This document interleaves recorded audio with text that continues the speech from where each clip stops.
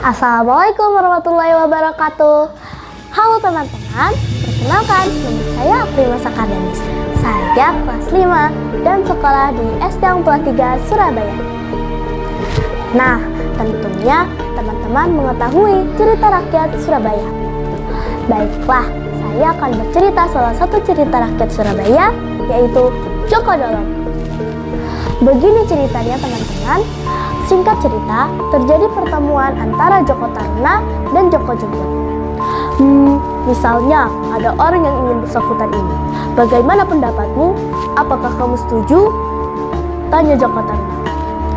Dengan tegas, Joko Jumput menolak hal itu.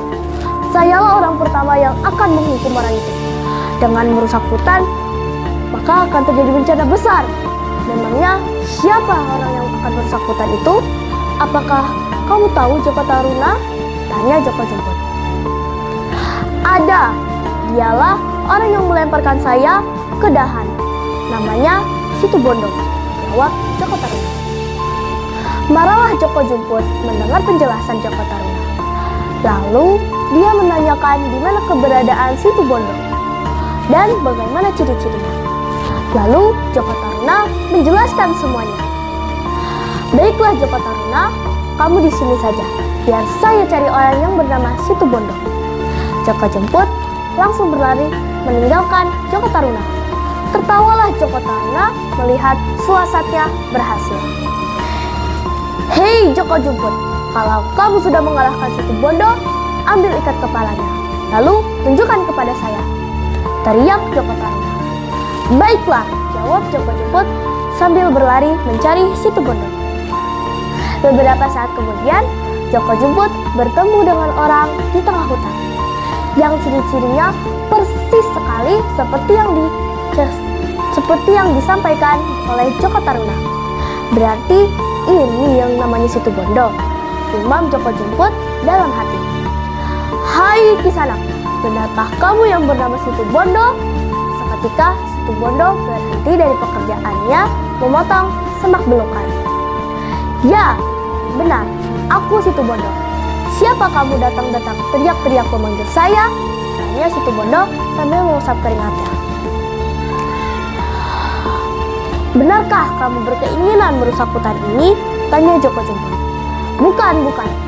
Saya bukan bermaksud merusak hutan ini, jawab Situbondo.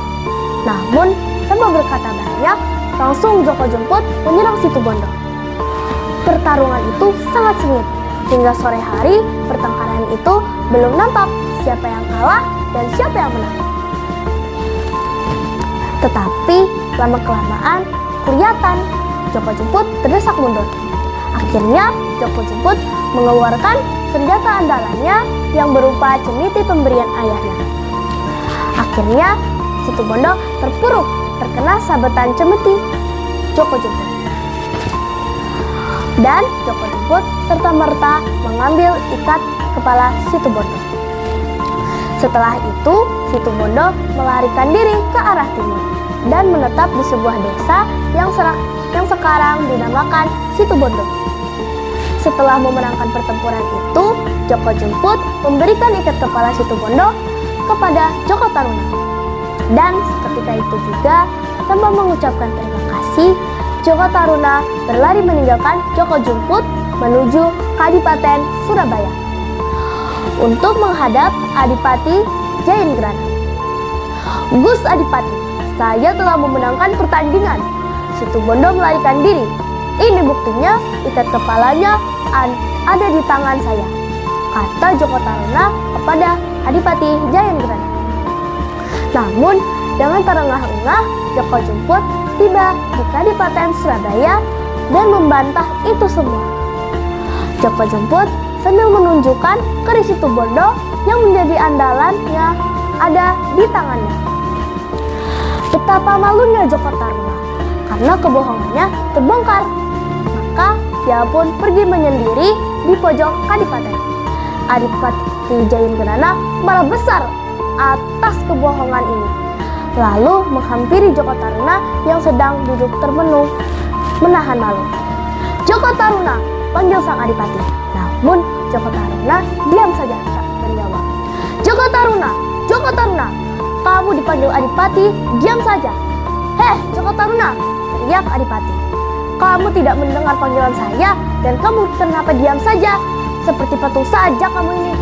Ucapan Adipati Jayengrana menjadi kenyataan. Joko Taruna menjadi patung yang oleh masyarakat Surabaya sebut yaitu patung Joko Dolog. Nah, teman-teman, itu tadi cerita singkat Joko Dolog. Di sini kita dapat memetik pelajaran bahwa apapun yang terjadi, berbuatlah jujur. Demikian cerita singkat dari saya. Sampai jumpa lagi. Assalamualaikum warahmatullahi wabarakatuh.